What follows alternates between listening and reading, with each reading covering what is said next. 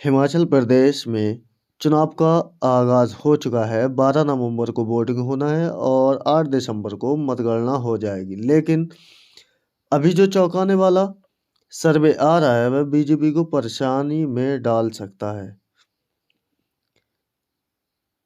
जिस तरह से प्रियंका ने हिमाचल की कमान संभाल रखी है, वह जिस तरह से रैलियां कर रही हैं, अपनी राजनीति पुरानी पेंशन को लेकर कर रही हैं, वह बीजेपी को परेशानी में डाल सकती है। दूसरी तरफ बीजेपी अपने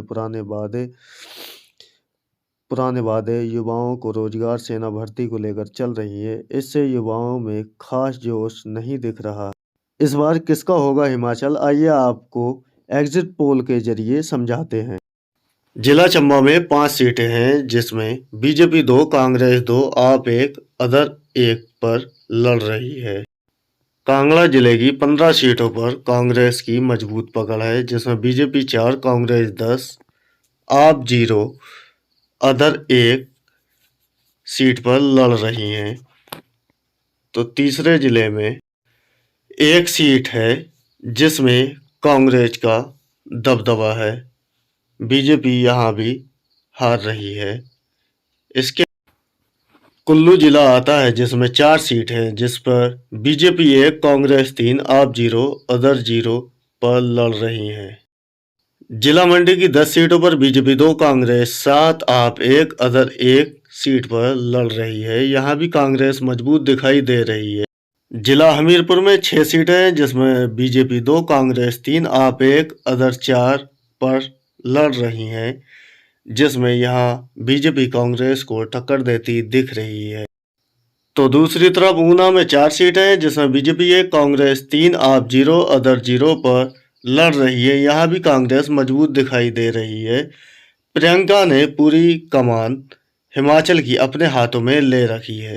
बिलासपुर में भी बीजेपी दबती दिखाई दे रही है। बीजेपी 1, कांग्रेस 2, आप 0, अदर 1 सीट पर लड़ रही है, जिसमें बिलासपुर की 4 सीटें हैं।